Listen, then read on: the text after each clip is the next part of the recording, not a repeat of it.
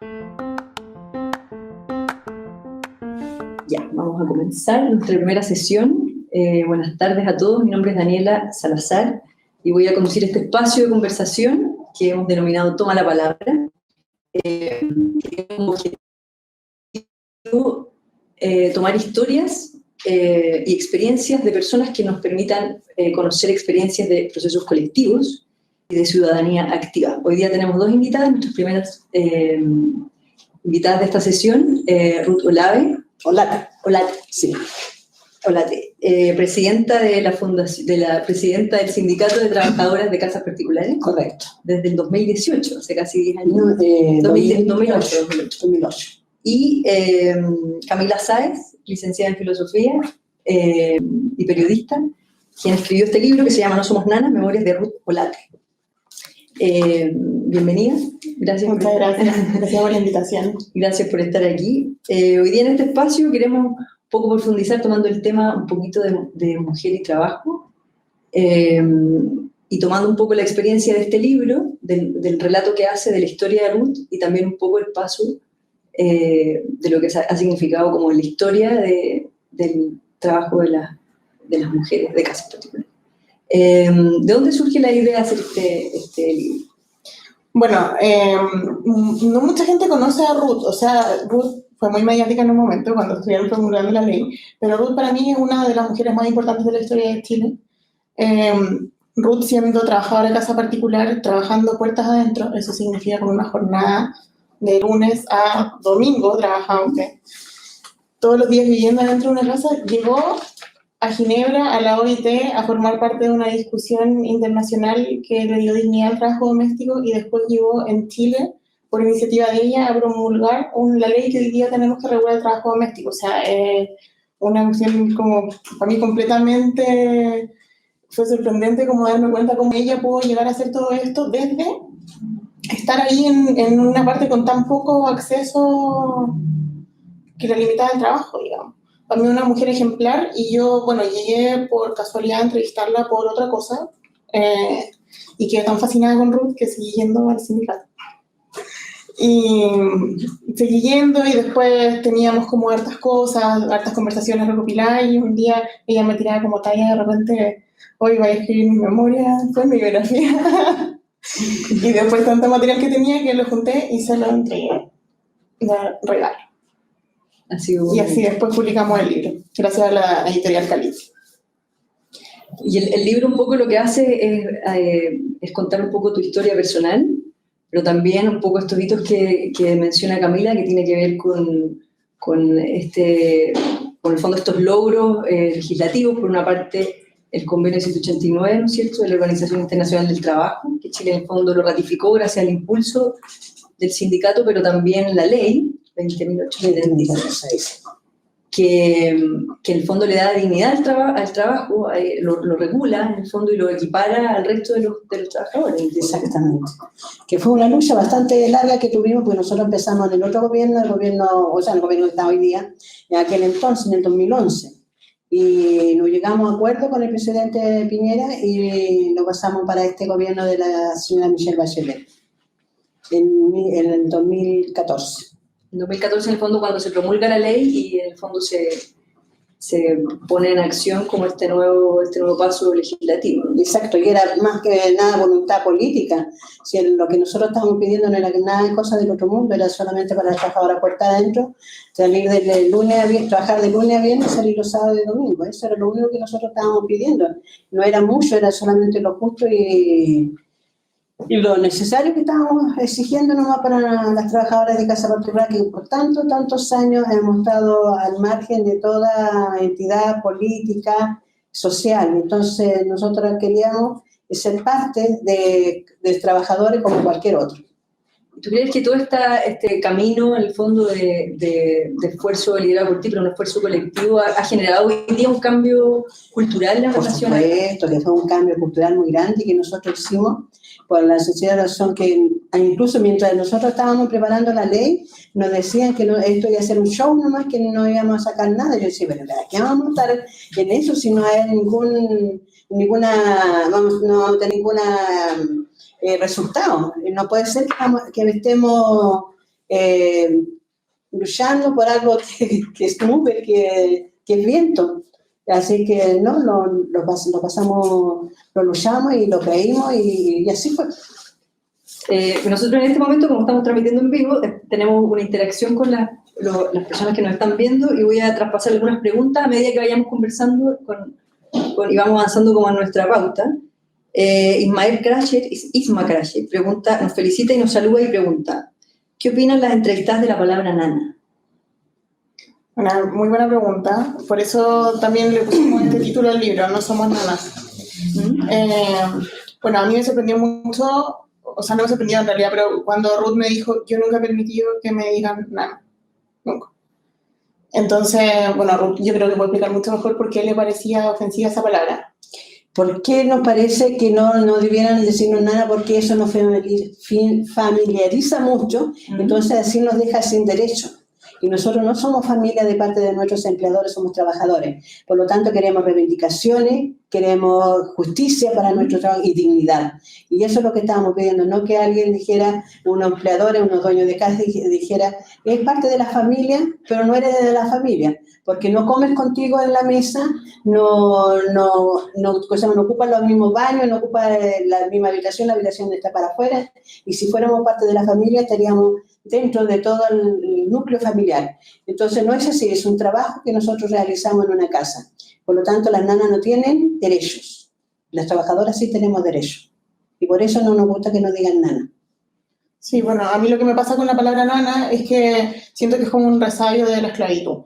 En el fondo, si antes fueron chinas, criadas, esto de tener como una pieza de servicio, y alguien como que te sirva y que esté ahí siempre disponible para ti, y que mi nana que me acompaña no sé qué, mi nana es la que recoge la basura, mi nana que lo haga mi nana, eso de no reconocer a una mujer como una trabajadora que va a cumplir un trabajo específico, que está ahí por contrato, eso de llamarlo nana como que con el nombre un poco se valía una posición como de seguir manteniendo esta relación de esclavitud que hay.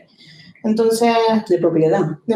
Por eso muy bien decía Ruth, como que no necesitan ellas que las adopten, o sea, ellas tienen su familia, no necesitan eso, necesitan que les respeten sus derechos como cualquier trabajador.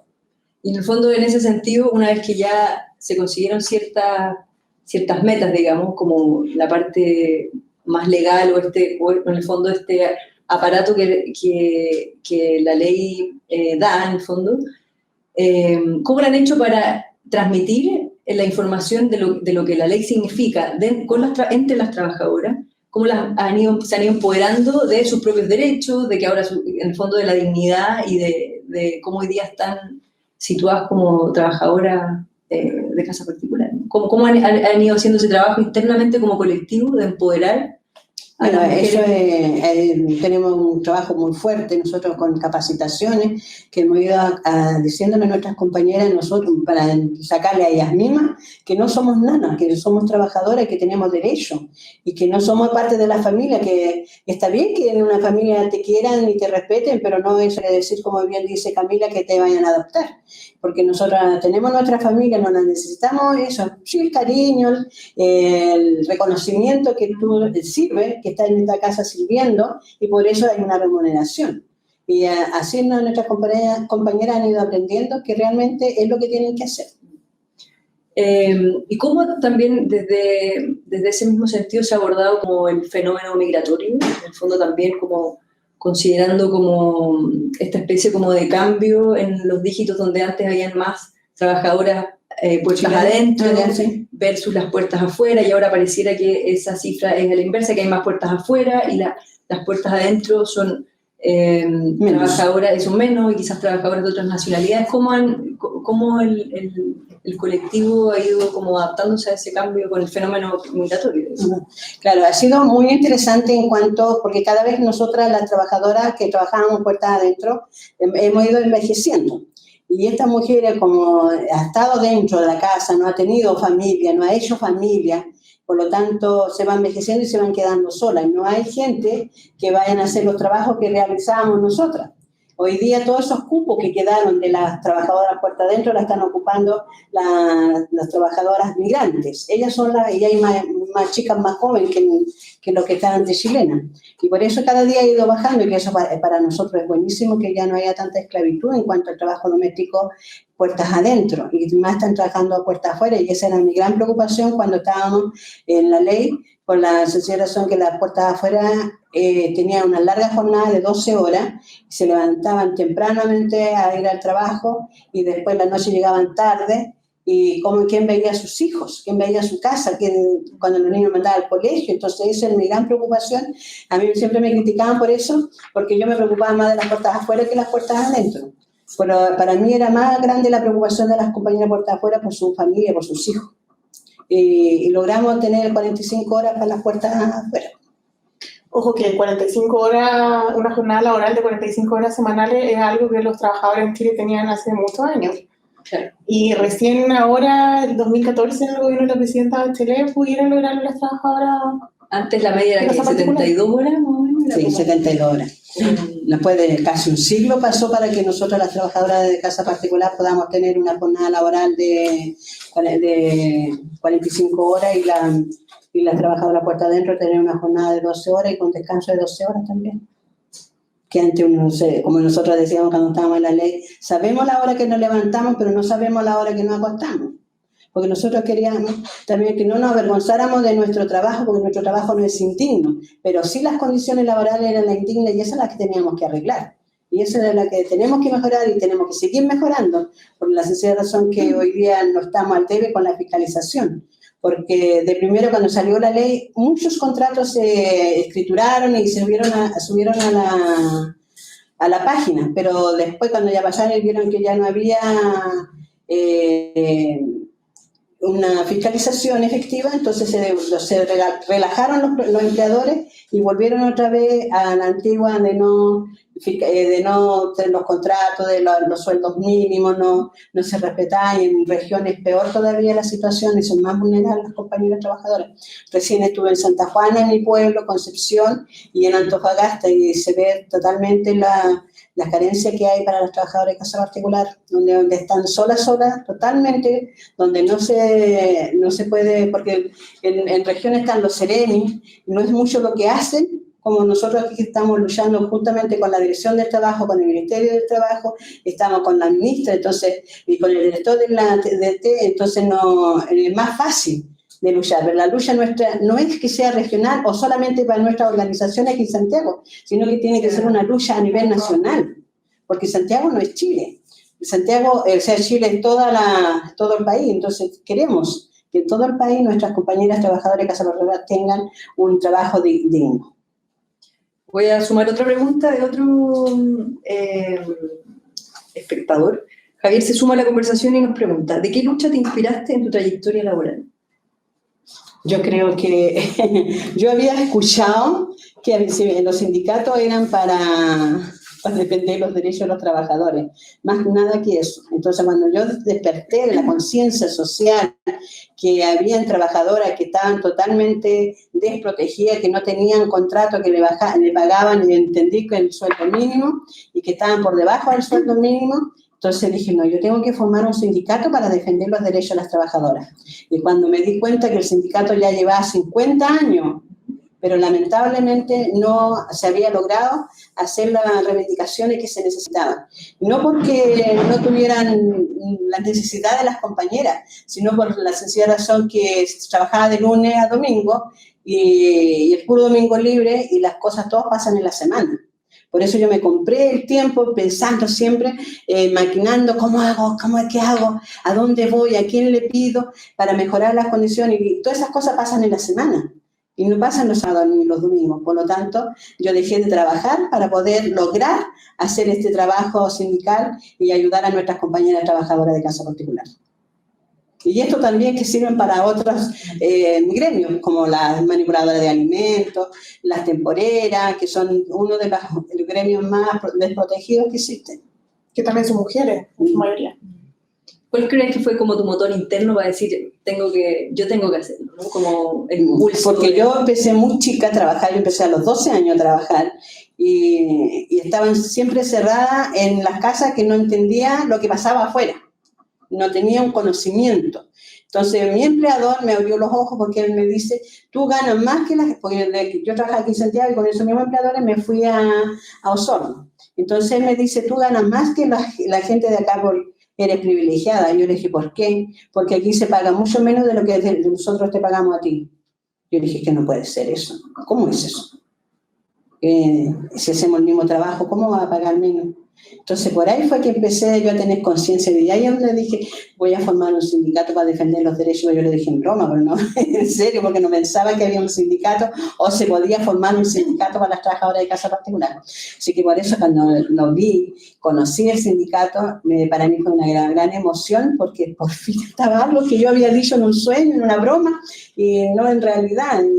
Y de estar ahí, yo quise estar, me hice socia en el 2006 y en el 2008 yo era dirigente y no quería ser dirigente, quería ser la presidenta del sindicato. Sí, como digo yo, sin saber leer ni escribir, porque no tenía idea de política, ni colores políticos, nada, menos sabía de leyes. Entonces tuve que aprender, le pedí a Pamela Farías, que trabajaba en el Ministerio del Trabajo, que era amiga de una muy buena amiga mía que se llama Aida Moreno.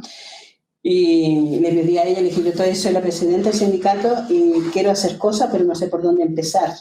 Y la Pamela me dijo, me hizo una pregunta y después yo le respondí porque ella me decía cuáles eran mis valores, conocimiento, así como un fódame, eso era. Entonces, yo le mandé decir lo que yo no lograba entender. Y yo dije, ha sido tan fome que no me llamó hasta como una semana después. Y ella me dice, te tengo una beca en la escuela sindical. Y ahí me inscribí en la escuela sindical y empecé a todo novedoso para mí, en eso no había nada para los trabajadores de casa particular, eran solo para otros sindicalistas y no había nada, pero igual fui la regalona después de la escuela esa sindical porque era la única trabajadora que no sabía absolutamente nada y aprendí y me enseñaron ahí y salí con un 7 como mejor alumna de la escuela, así que fue feliz, contenta de aprender, de ella me fui para arriba. Y en cuanto a cosas me invitaban, yo iba para aprender y conocer. De primera yo me sentaba en las últimas sillas porque tenía temor que me hicieran alguna pregunta y de poco me fui sentando más adelante porque ya quería aprender y saber para no ser una persona ignorante en cuanto al conocimiento de la defensa de nuestras compañeras trabajadoras de casa particular. ¿Cómo pasando un poquito a un tema más como intergeneracional? Como, en el fondo, ¿cómo se produce en ti, Camila? Porque la diferencia como de generación y eso, el interés en esto y cómo tú, a su vez, Ruth, ves como el interés o la participación de trabajadoras de casa particular más jóvenes, digamos, de otras generaciones, ¿no? Las ves empoderadas, las ves con ganas de participar y cómo, en el fondo, cómo nace en ti este interés, ¿no? Bueno, sobre esto. Para mí, por supuesto, que en Chile y en el mundo en general hay un momento que estamos viviendo hoy día donde las mujeres están tomando un poco la palabra. Entonces, para mí es súper importante, o sea, ser un poco parte también de esto. Nosotros como mujeres trabajadoras, yo no soy trabajadora de casa particular, no por el mundo, pero a mí me llamaba mucho la atención cómo el feminismo se está haciendo cargo de muchas cosas, pero también está dejando ciertos vacíos atrás. Y en eso las mujeres más vulnerables también son mujeres y en el fondo tenemos que remar todas juntas. Y el feminismo muchas veces empujó sobre todo para que las mujeres pudieran emanciparse, salir de la casa, dejar los cuidados de los niños, dejar los cuidados de la casa para tener una vida profesional, para poder desarrollarse. Tiene que haber otra mujer que llega y que se hace cargo de su casa, de sus hijos y de tenerle todo listo para que ella pueda salir. Entonces, en el fondo, es una cadena de compañerismo. ¿Hasta dónde esta cuestión emancipa realmente a todas las mujeres en su conjunto? Y eso a mí me interesó mucho saber qué es lo que pasaba con estas otras mujeres de las que muchas veces como la sociedad no se preocupa, y muchas veces las mismas mujeres. Entonces ahí hay como un momento bien especial que Ruth me contaba, que yo creo que grafica todo esto súper bien, que fue cuando ella en el gobierno anterior de Sebastián Piñera estuvo peleando por la ley. Le tocó debatir mucho con una ministra mujer, que le dijo, que le decía, Ruth, con lo que nos estás pidiendo para las trabajadoras de casa particular, nosotros no nos podemos realizar como mujeres. Y ahí Ruth le decía, nosotras también somos mujeres. Entonces, en el fondo, eso a mí me llamaba la atención, que por qué tiene que haber una dicotomía siendo que estamos todos acá remando juntos. Y eso a mí me interesaba un poco dejarlo como para abrir la discusión y dejarlo un poco en la historia y decir que acá, bueno, estamos haciendo un movimiento emancipatorio con mujeres, pero a todas las mujeres, hay que hacerse cargo de todas las mujeres. Claro, y eso a veces lamentablemente no lo entienden. Y con la ministra que nos tocó fue la ministra Matei, y ella decía que todas sus amigas le estaban diciendo que no, por estar enrolando la situación a nosotras, ellas no iban a poder realizarse como mujeres profesionales. De ahí donde yo le digo, ministra, nosotros también somos mujeres, somos madres, somos jefas de hogar. Por lo tanto, también tenemos los mismos derechos que cualquier otro trabajador. ¿Por qué esa manera de discriminarnos a nosotros porque somos trabajadores de casa particular como que no somos mujeres, no somos nada? Entonces, de ahí nada, somos nada. Que no, hay que buscar el equilibrio para respetarnos y ayudarnos, porque si no estamos nosotros, como nosotras decimos, si no... Directamente no somos un aporte al país, pero indirectamente sí, porque si no estuviéramos nosotros en las casas de nuestros empleadores, difícilmente ellos podrían ir a trabajar limpiecito, planchadito, y llegar a la noche que su comida está lista, su cama está lista, todo. Entonces sus hijos, que muchas veces están bañados, difícilmente lo podrían hacer. Nosotros tomamos ese rol que le corresponden a ellos como padres. Claro. Voy a transmitir otra pregunta de Monse. Primero quiero saber dónde puedo conseguir el libro, ¿no? Si es que todavía quedan algunas librerías o siguen en nuevas ediciones, por un lado. Sí, bueno, el libro hicimos un poquito de ejemplares como de homenaje para Ruth, y esta edición ya está agotada completamente, pero está en imprenta, entiendo, ya una nueva edición que va a estar pronto en librería. Ahí les vamos a ver. Pero creo que quedan en la librería popular de Recoleta, que no sé si quedarán, y hay 2 librerías en Providencia, Bookland y que leo, de Pedro Bate. Ahí podría pillar por ahí. Voy a avisar después cuando haya nuevas ediciones. Y también Monse nos pregunta si fue muy difícil convencer a las trabajadoras para que se sindicalicen.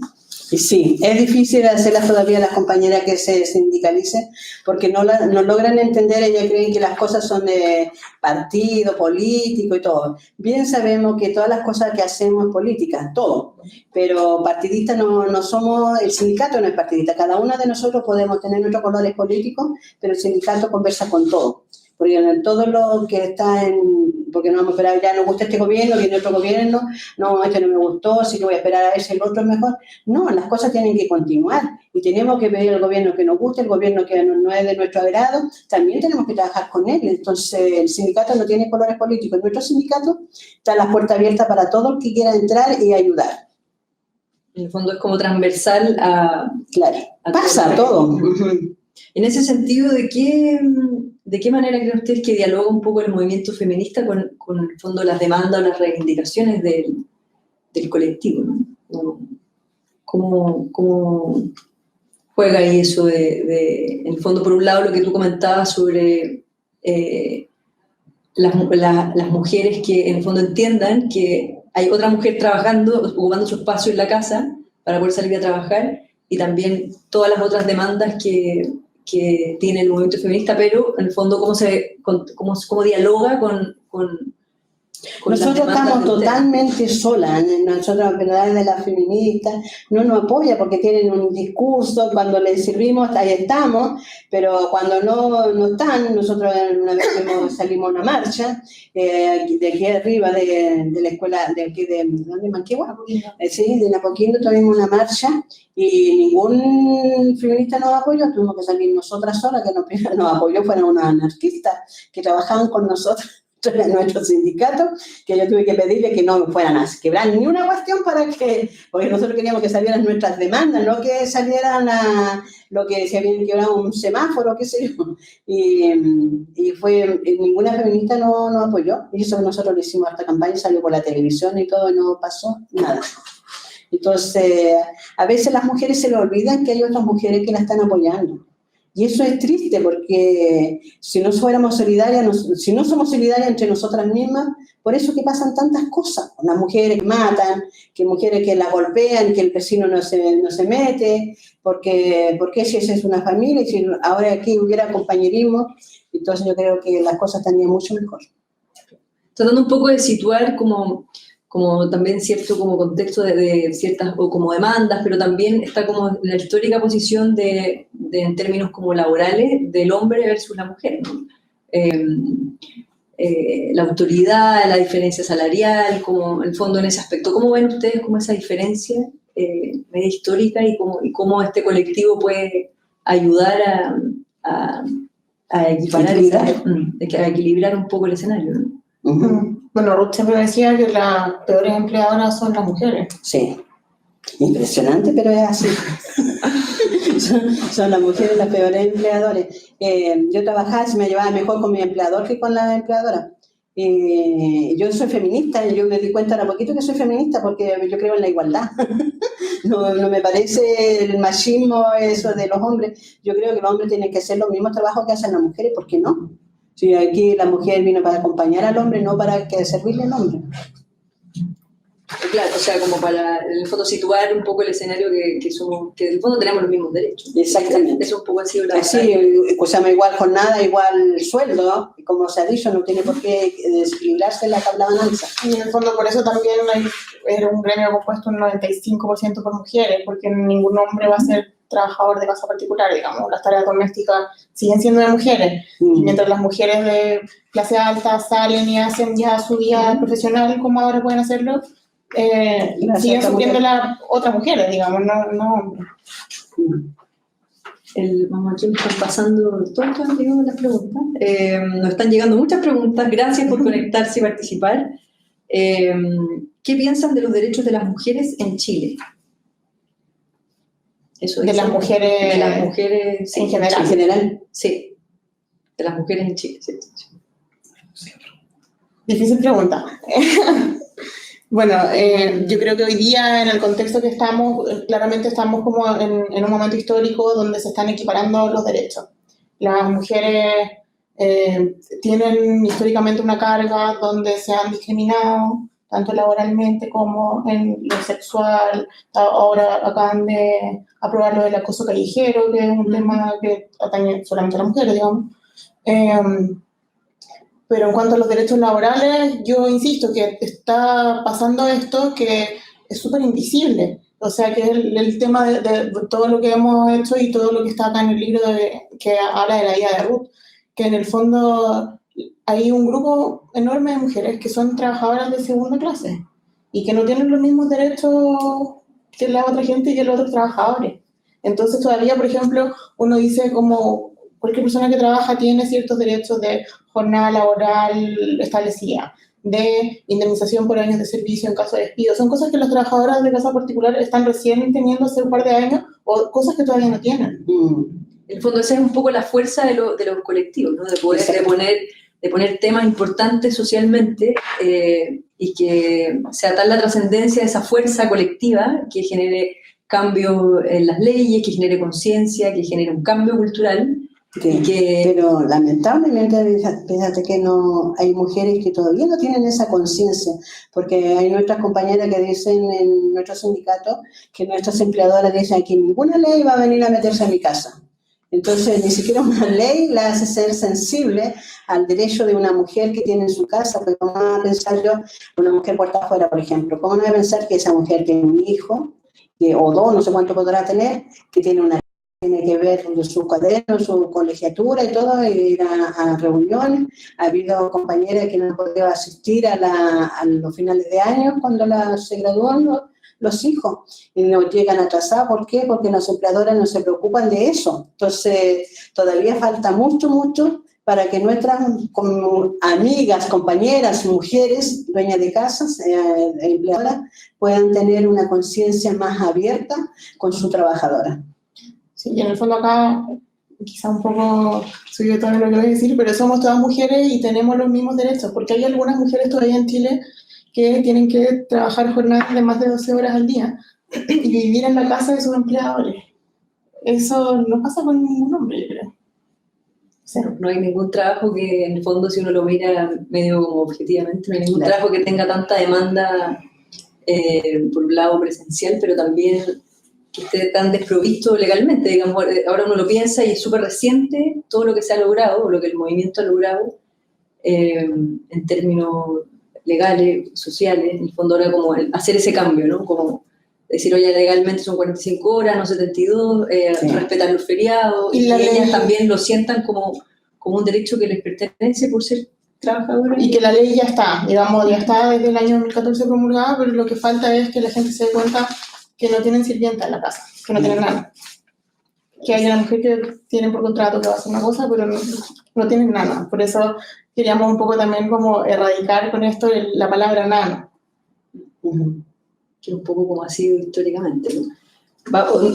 Otra persona que nos está viendo, que se llama Jorge, se acaba de conectar y nos pide que comentemos más sobre los migrantes, que en el fondo es un tema que lo tenemos súper presente en muchas como aristas de nuestra sociedad, de poder integrarlo y pensar que también este intercambio cultural de gente que llega a nuestro país es algo positivo, ¿no? Como hay que mirarle siempre como uno se nutre de eso. Entonces, cómo quizás aprovechar que está conectado hace poco, si podemos un poco retomar ese hilo de cómo ha sido también en el día a día de este colectivo el trabajo con las trabajadoras migrantes. Yo creo que En el fondo enseñarles la ley, o en el Sí. fondo empoderarlas a que también... Sí, nos llaman mucho a nuestros sindicatos para conocer cuál es la ley, que las protegen, cuál es su manera de manejarse, cuáles son sus deberes y derechos. Eso es lo que preguntan mucho cuando van a nuestros sindicatos o nos llaman a nuestra línea de teléfono para preguntar. Y nuestro sindicato está abierto también para nuestras compañeras trabajadoras inmigrantes. No se cierra, y yo creo que está bien que haya un mundo cultural se dice, ¿no? De relaciones de otros países. Sí, como intercultural. Intercultural. Nosotros además también en nuestro sindicato somos dirigentes de la COLATRAO, la Confederación Latinoamericana y el Caribe, entonces difícilmente podemos hablar en contra de los migrantes, porque si estamos luchando a nivel internacional para que estén mejor en otros países que están no tan bien como estamos nosotros, a Dios gracias, que están muy mal, como en México, que recién tienen un sindicato, que recién están accediendo a la salud, en Paraguay, que recién tienen el sueldo mínimo, y así, tantas cosas, y le dicen lo mismo que nos decían a nosotras. No, si ustedes por estar pidiendo tanto, en eso es el tema que nos metían miedo a nosotros en el ministerio, que decían, no, ustedes por estar alegando, claro, del gobierno del señor Piñera. No le va a echar la culpa al señor Piñera, sino que a los asesores de la ministra nos decía, ustedes por estar exigiendo tanto se van a quedar sin trabajo y las que se van a quedar son los migrantes. Decíamos nosotros, no. Nosotros en nuestras organizaciones tenemos migrantes, así que difícilmente que nos vamos a quedar sin trabajo nosotros. Porque la lucha no es nuestra, no es para nosotras las chilenas, es para todas las mujeres trabajadoras, mujeres y hombres trabajadores de casa particular. Sí, y en ese sentido, ¿cómo ha sido como la experiencia de poder mirar un poco el panorama regional, lo que pasa en otros países en torno al mismo tema? El libro entrega un poco esos datos que en el fondo hay como 60 millones de personas en el mundo que trabajan, que son trabajadores de casa particular, como en el fondo México que no está regulado, que son como 2 millones más o menos, sí. El 90% no tiene ningún aparato legal, no tiene contrato. O sea, ¿cómo ha sido tu experiencia como en ese intercambio con otras experiencias de otros países de la ciudad? Sí, es que ahí me da vergüenza a mí hablar, porque nosotros estamos, a Dios gracias, bien para el nivel de otros países. Lo que está bien también es Costa Rica, también tienen jornada laboral y todo, prestaciones y todo, pero en otros países, Perú, que están aquí cerquita también, es terrible la desigualdad que existe.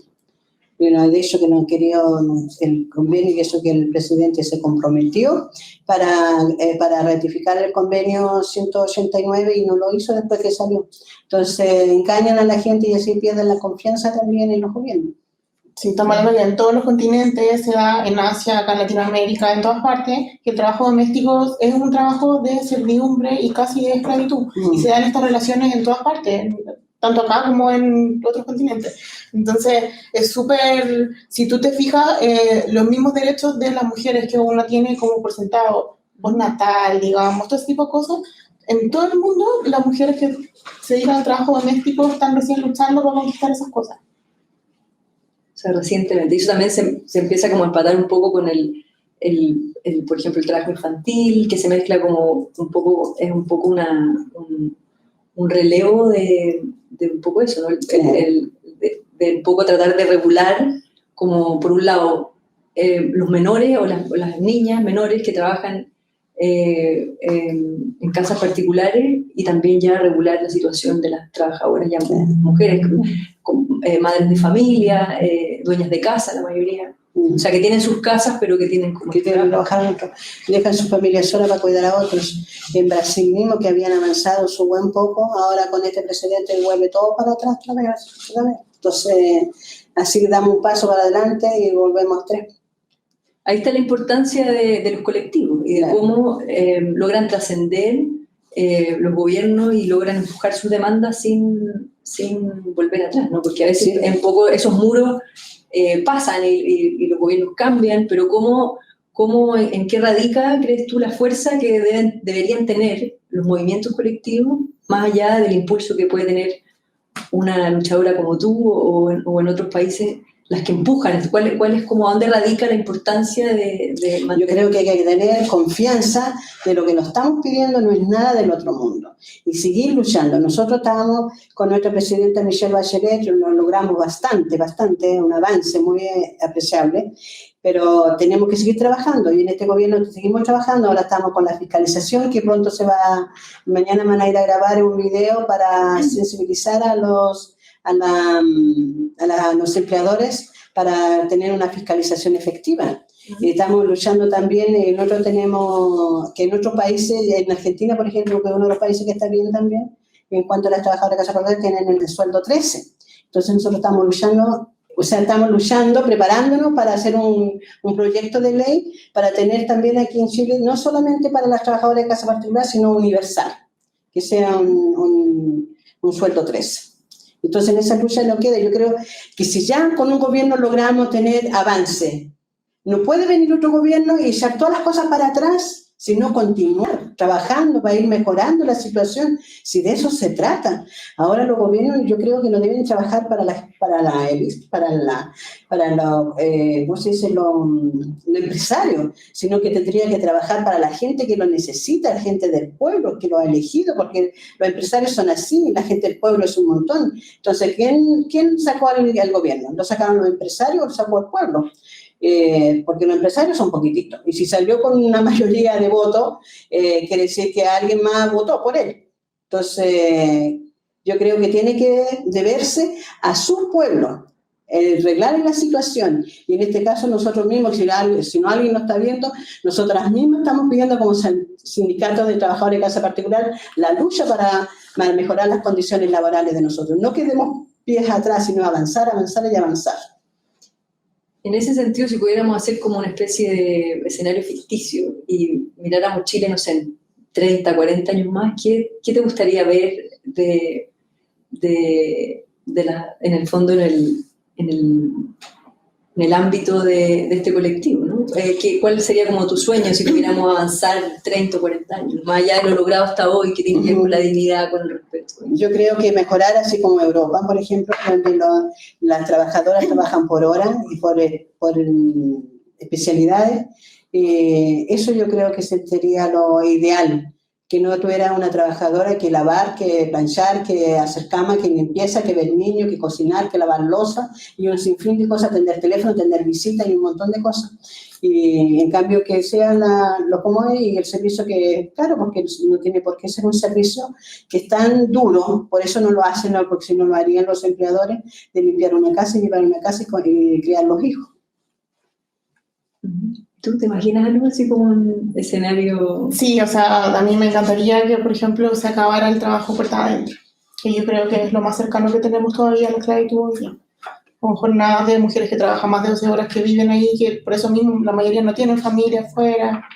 Y quería leer una parte del prólogo que escribió Ruth, que encuentro que es súper ilustrativo para esto mismo que tú preguntaste. Permiso, son palabras de Ruth. Dice: yo no estaré aquí para verlo, pero llegará el día en que las nanas pasarán a ser solo una mancha negra en la historia de nuestro país y podamos decir con orgullo que somos trabajadoras de casa particular. En el fondo, un poco, lo que te decía al principio, como generar este cambio cultural que viene de la mano con la ley, que ya ha sido muy provechosa y establece ciertas cosas que son muy necesarias, pero darla a conocer también a partir de un cambio cultural que te diga, no tienes sirvienta, no tienes nana, no son nanas, es una mujer que está acá cumpliendo un contrato y haciendo ciertas labores específicas. Entonces, eso que Ruth lo dijo tan bonito, digamos, como que se acaben las nanas.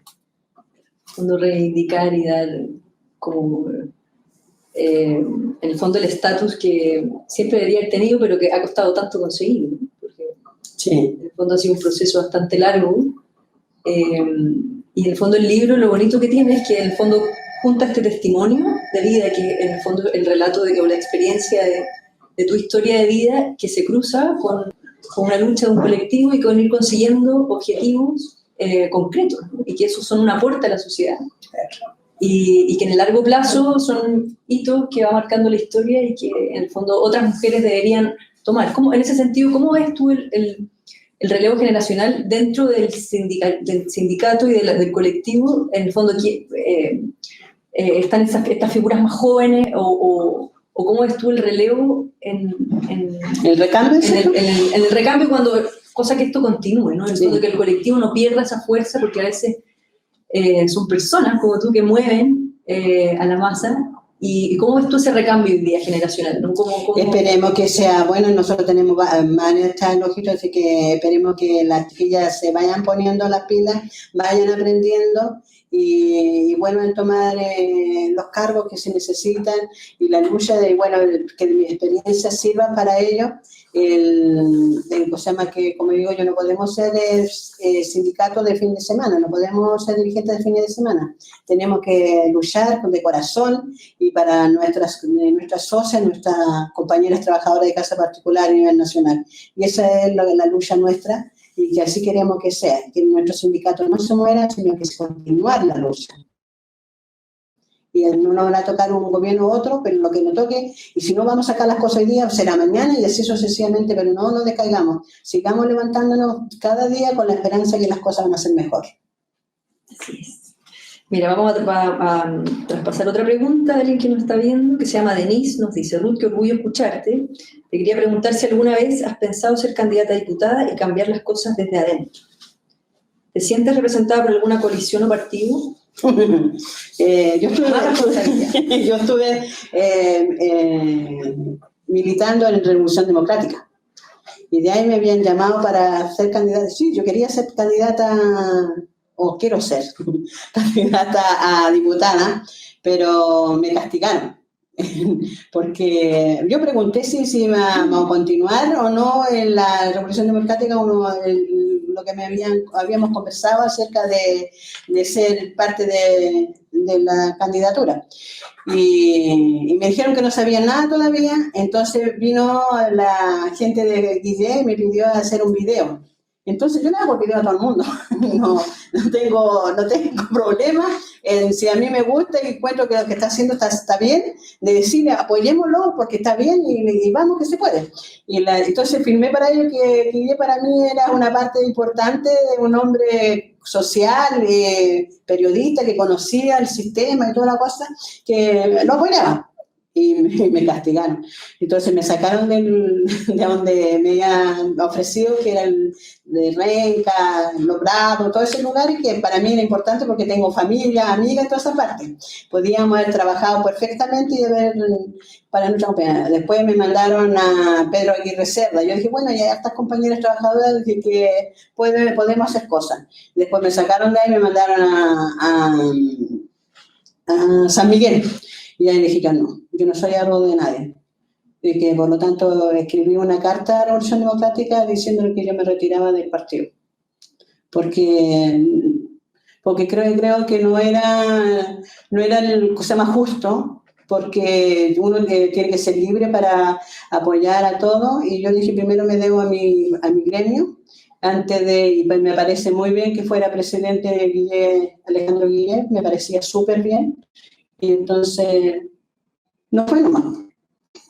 Así que hasta ahí quedó nuestra candidatura. las cosas son así, pero en el fondo no descartas que a lo mejor puede tener... Y después tuvimos participación. con el Partido Radical. Tuvimos estas conversaciones, pero no llegamos, porque no podíamos, yo me metí de lleno en cuanto a la candidatura de Alejandro Villa. Así.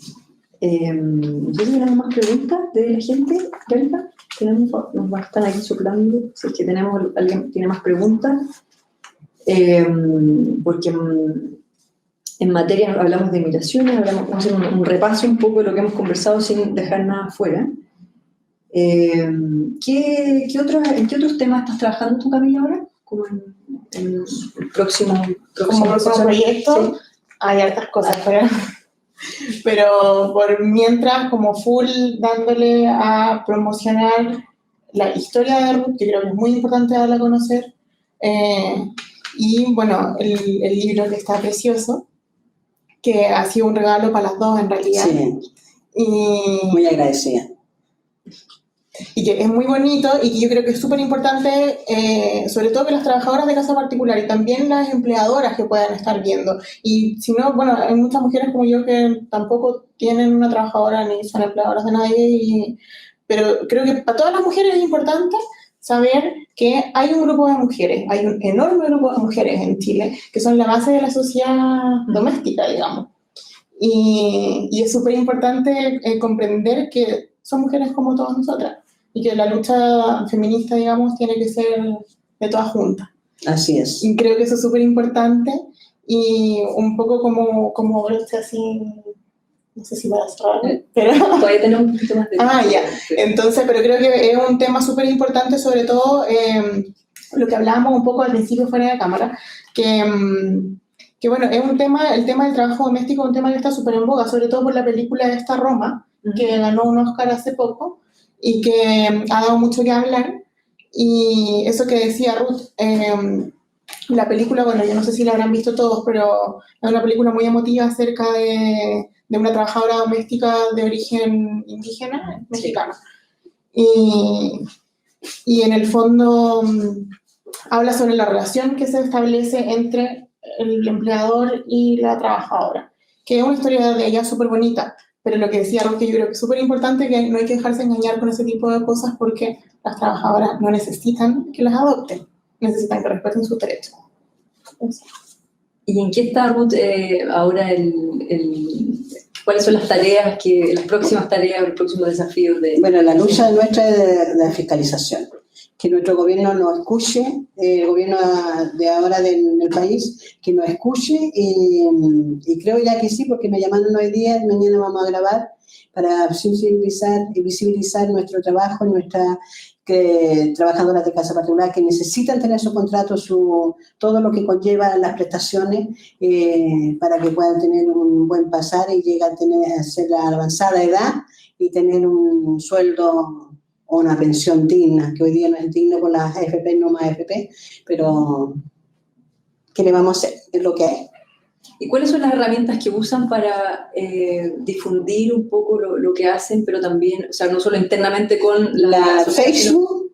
Y ahora no estaba trabajando tanto ya en Twitter, pero antes trabajaba mucho, pero ahora en el Facebook más que nada trabajo para visibilizar todo el trabajo que estamos haciendo, conociendo, y WhatsApp para donde estoy informándole a todas nuestras compañeras y donde me puedo comunicar con todo. Y en el fondo también logran tener, por ejemplo, asesoría legal por un lado, sí, nosotros difundir un poco las herramientas. Sí, nosotros tenemos un asesor, unos chicos jóvenes de la universidad que nos asesoran y siempre tenemos pasantía en nuestros sindicatos, chicas de universidad internacional que nos están apoyando y ayudando. Y así ahora tenemos una de California, tenemos una chica hasta julio que nos está apoyando en todas las partes técnicas, digamos, del sindicato. Muy bien. Hoy les quería agradecer haber venido, haber conversado, agradecerte a ti, Camila, por el libro y agradecer a Ruth la lucha de tanto y las batallas de tantos años. Así que muchas gracias por el trabajo de ambas.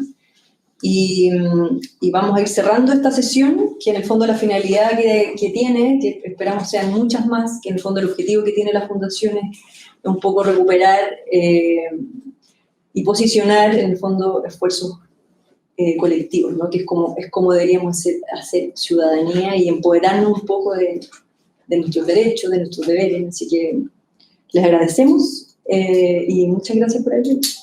Muchas gracias. Y una colita que si quería, estamos haciendo muchas actividades con Ruth para difundir su historia y que todos podamos conocer la lucha de las trabajadoras de casa particular y el cambio cultural que necesitamos. Así que se mantengan si les interesa. Ojo con las redes sociales donde vamos a estar subiendo toda la información. @CalicheChile, ahí vamos a estar subiendo. Muchas gracias. También muchas gracias por la invitación, feliz de estar acá en la casa de nuestra querida presidenta Michelle Bachelet, un saludo para ella, y vamos que se puede trabajando y arriba las que luchan. Muchas gracias. Gracias.